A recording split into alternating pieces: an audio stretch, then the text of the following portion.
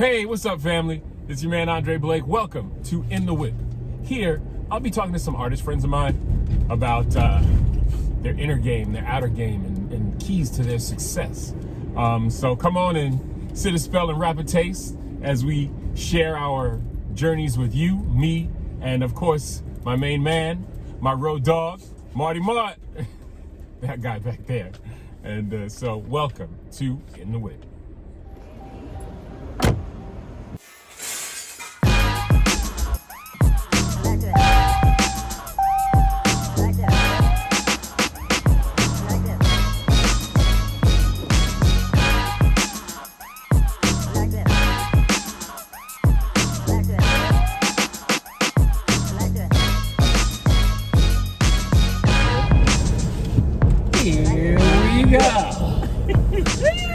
Hey y'all, welcome to In the Whip. I'm your host, André Blake. Look who we have in the car today. Hi. I would like to introduce the one, the only, the commercial queen of New York, Lord, I don't know Ms. Valencia Yearwood. You crazy. You know you crazy. Well, I know I'm crazy. Yes. That's all good. That's why we doing this. What's up, brother? You know. Happy Valentine's Day. So, anyway, here we are, Yes. In the Whip.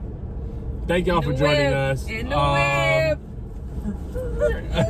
So, my question, I like to ask folks, you've been very successful throughout your career, right? You know, why don't you share with the folks out there some of your successes and how you've come to this place in your life where, you know, you are basically, whether you like it or not, you work as a commercial actress. I do. On a regular basis. I do. I've been real blessed. God has blessed me. Mm-hmm. God What do you think has attributed to some of those successes? I honestly, I visualize a lot. Okay. Right? And when I was starting to make the transition from dancer to actress. Did you dance with DTH, right? Yes. I started my career with Dance Theater of Harlem. I was very blessed, to be a dancer with them, one of Arthur Mitchell's ballerinas. It was that was awesome. That was really, really awesome. The great Arthur Mitchell. Yes, the legend, the icon. And it was really a blessing to be able to work that closely with an icon like that, and so... you basically traveled the world with DTH. Yes, I did, absolutely. What country didn't you go to? I didn't, the one part of the world that I never made it to with the company was Asia. Okay. But we went to Africa, we went to Europe all the time, we traveled all over the country, the U.S. all the time. And how long was the season back then? Like when would y'all start? All year long. Wow. Okay. Yeah, I remember one year where we were on the road almost 40 weeks out of that year. Wow. Yeah, it was crazy. Okay. It was awesome. But when you do what you love, when you are blessed to be able to do what you love, it ain't work. It's not work. It's hard. It is hard work, but it doesn't feel like work. Right. You love it, right? So yeah, I as a child I visualized me being in that company, being on that stage.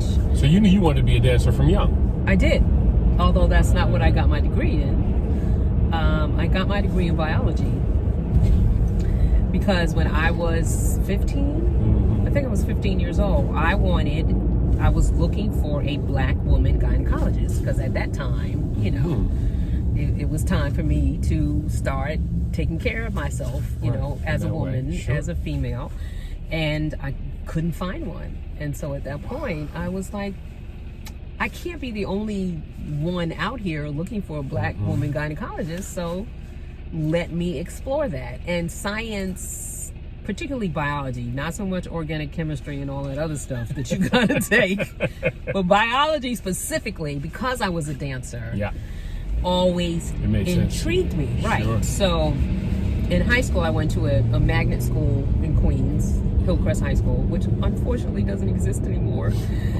But it was a magnet school, and they had 5 specialized programs. Okay. And I actually majored in 2 of them. So I was in the performing arts program, and I was also in the pre-med program. Wow. And so I dual majored in that in high school. And then when it came time for me to go to college, you know, I said, well, I think I want to pursue medicine. So I went to Syracuse University and got a degree in biology, but I never stopped dancing. As a freshman, the university hired me through the physical education department to teach a ballet class. And that's part of how I was able to pay my tuition. Isn't that wild? It is crazy. The blessings when I think, that yeah, just kind of man, the way fall God into puts place. stuff together and it just falls in place. And I was on RA. I was a resident advisor. You too? Yes, baby. That's What? another way, Come you know, on now. room and board, Come day on, board. come on done. now, come on. Little note, make a note to yourselves. Be an RA. Come on.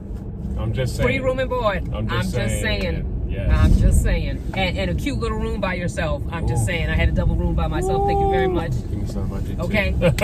Yes.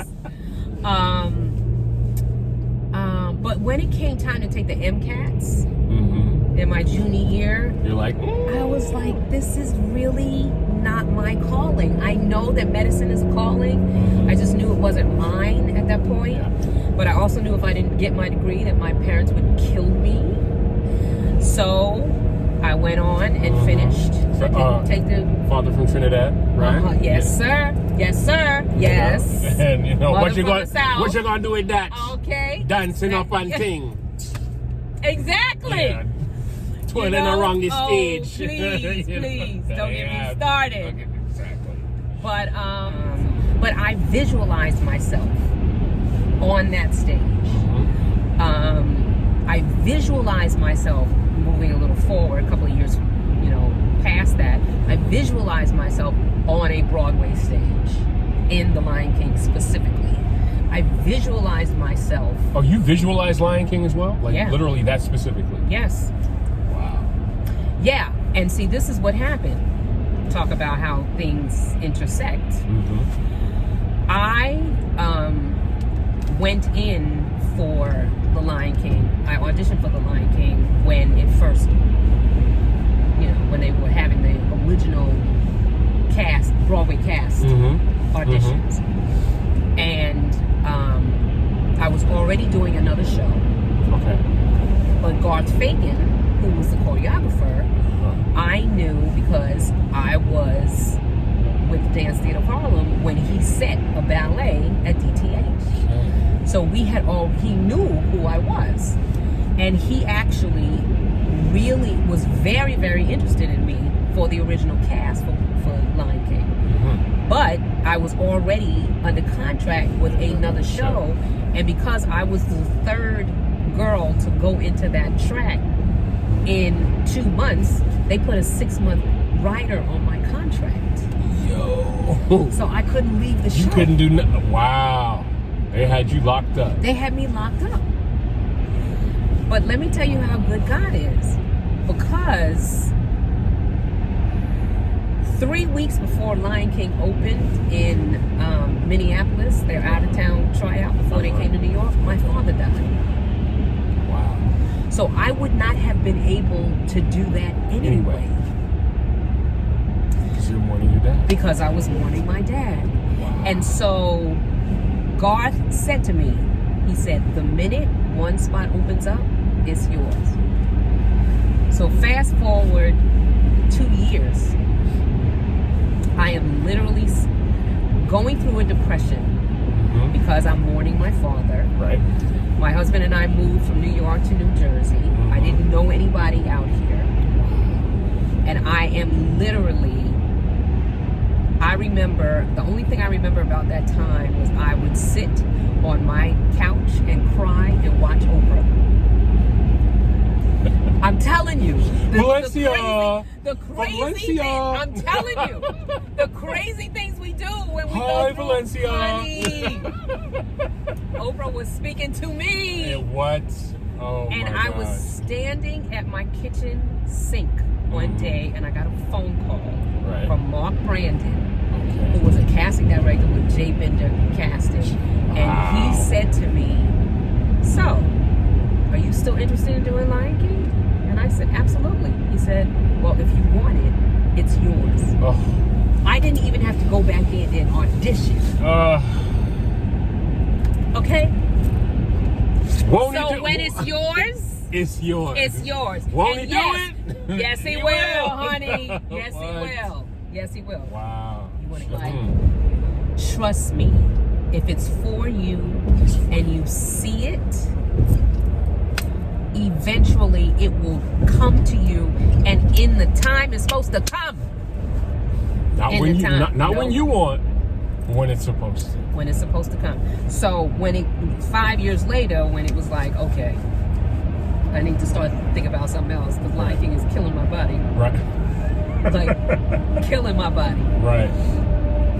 You know, I said, I have to figure out what I can do to still make a living. I'm going to get off the next exit. Okay, 21.